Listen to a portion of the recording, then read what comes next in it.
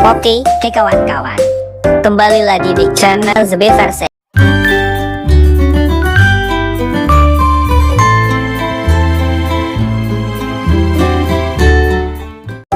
Nah, di kesempatan ini aku ingin membahas 12 fitur constraint yang ada di Autodesk Inventor.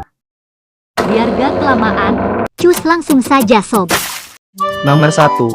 Coincident constraint. Oke, kita mulai dari coincident constraint.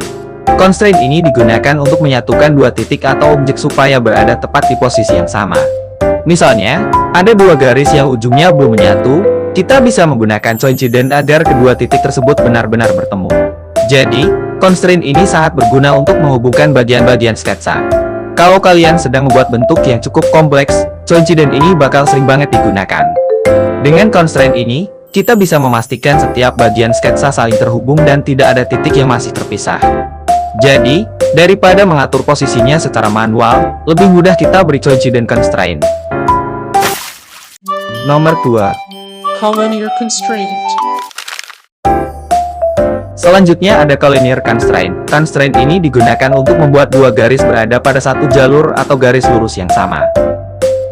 Jadi, kalau ada dua garis yang sebenarnya ingin kita buat lurus, tapi posisinya masih sedikit bergeser, collinear bisa membantu merapikannya.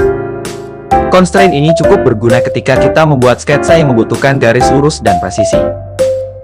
Jadi, kita tidak perlu mengandalkan perkiraan mata saja. Dengan collinear constraint, Inventor akan menjaga kedua garis tersebut tetap berada pada satu garis yang sama. Nomor 3. Concentric constraint. Berikutnya ada concentric constraint. Kalau kalian sering membuat bentuk lingkaran, constraint ini pasti cukup sering digunakan. Fungsinya adalah membuat dua lingkaran atau busur memiliki titik tengah yang sama. Jadi, walaupun diameternya berbeda, posisi pusatnya akan tetap sama. Contohnya bisa kita lihat saat membuat bentuk seperti cincin atau lubang pada sebuah komponen.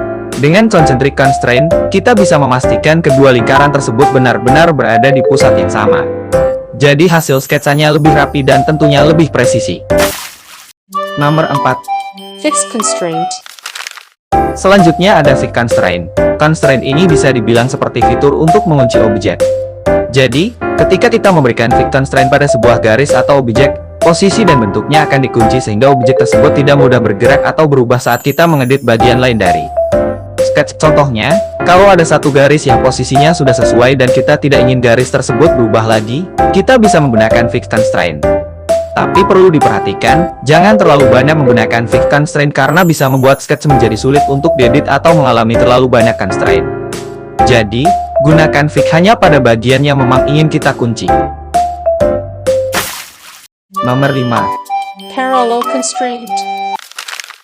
Selanjutnya ada parallel constraint. Constraint ini digunakan untuk membuat dua garis tetap sejajar.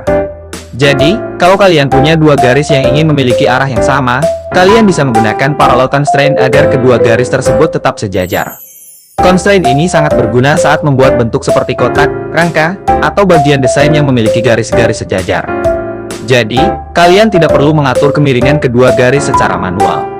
Setelah diberikan parallel constraint, hubungan sejajarnya akan tetap terjaga meskipun ukuran atau posisi sketch diubah. Nomor 6. Perpendicular constraint. Selanjutnya ada perpendicular constraint. Constraint ini digunakan untuk membuat dua garis saling tegak lurus atau membentuk sudut 90 derajat. Jadi, kalau kalian ingin membuat sudut siku-siku dengan tepat, kalian bisa menggunakan constraint ini. Constraint ini cocok banget digunakan saat membuat kotak, persegi panjang, rangka, atau bentuk lainnya yang membutuhkan sudut 90 derajat. Jadi, kita tidak perlu mengandalkan perkiraan mata untuk menentukan apakah garis sudah benar-benar tegak lurus atau belum. Dengan perpendicular constraint, hubungan kedua garis akan tetap terjaga meskipun ukuran sketch kita ubah. Nomor 7. Horizontal constraint.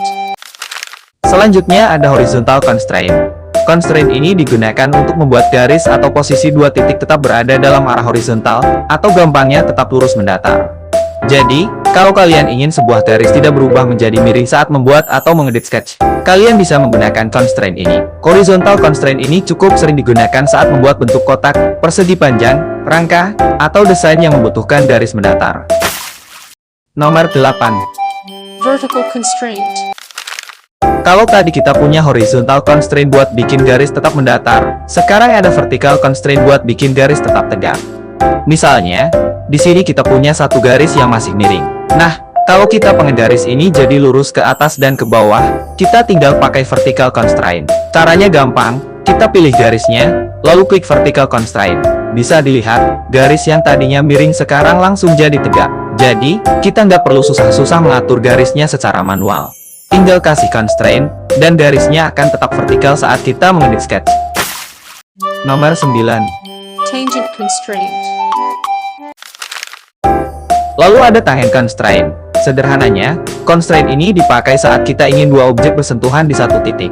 Contohnya, di sini saya punya sebuah garis dan sebuah lingkaran. Kita ingin garis ini menyentuh lingkarannya dengan pas, tapi tidak masuk ke dalam lingkaran. Caranya tinggal pilih garis dan lingkarannya, kemudian pilih tangent constraint. Nah, bisa kita lihat sekarang garisnya langsung menyesuaikan posisi dan menyentuh bagian luar lingkaran.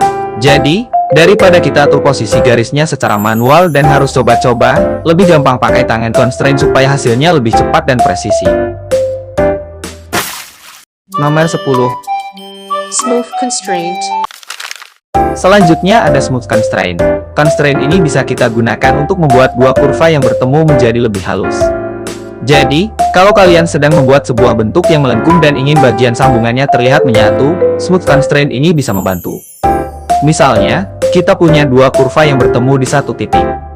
Kalau dilihat, bagian pertemuannya masih terasa seperti ada perubahan arah yang cukup tajam. Nah, setelah kita gunakan smooth constraint, kedua kurva tersebut akan memiliki transisi yang lebih lembut, sehingga bentuknya terlihat lebih mengalir. Jadi, nggak perlu bingung kalau hasil sambungan kurva kalian masih terlihat kaku. Coba gunakan smooth constraint pada bagian yang sesuai. Dengan begitu, kita bisa mendapatkan bentuk sketch yang lebih rapi dan halus, terutama untuk desain yang banyak menggunakan garis atau bentuk lengkung. Nomor 11. Symmetric constraint. Selanjutnya ada symmetric constraint. Constraint ini digunakan untuk membuat dua objek memiliki posisi yang simetris terhadap sebuah garis. Jadi, misalnya kita punya dua garis di sisi kiri dan kanan, dan kita ingin keduanya memiliki posisi yang seimbang terhadap garis tengah, kita bisa menggunakan constraint ini. Misalnya kita sedang membuat sebuah bentuk yang sisi kiri dan kanannya harus sama. Kita tinggal pilih kedua objek tersebut, kemudian pilih garis yang menjadi acuan atau garis tengah. Setelah itu, gunakan symmetric constraint, dan kedua objek akan mengikuti posisi yang simetris terhadap garis tersebut. Dengan begitu, kita nggak perlu mengatur posisi sisi kiri dan kanan secara manual.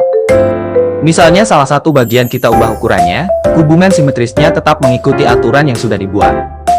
Jadi, symmetric constraint sangat membantu untuk membuat sketch yang rapi, seimbang, dan lebih mudah diedit. Nomor 12. Equal constraint. Selanjutnya ada equal constraint. Nah, ini gunanya buat nyamain ukuran objek. Di sini kita punya dua lingkaran yang ukurannya beda. Kalau kita pengen kedua lingkaran ini punya ukuran yang sama, tinggal pakai equal constraint. Caranya gampang, pilih lingkaran yang pertama, lalu pilih lingkaran yang kedua, setelah itu klik equal constraint. Nah, bisa dilihat sekarang kedua lingkarannya sudah sama besar. Jadi, kita nggak perlu repot-repot ngatur ukuran masing-masing lingkaran satu persatu. Dan kalau nanti salah satu lingkarannya kita ubah ukurannya, yang satunya juga bakal ikut menyesuaikan. Jadi, buat kalian yang sering bikin beberapa objek dengan ukuran yang sama, equal constraint ini bisa bikin prosesnya jauh lebih cepat dan praktis.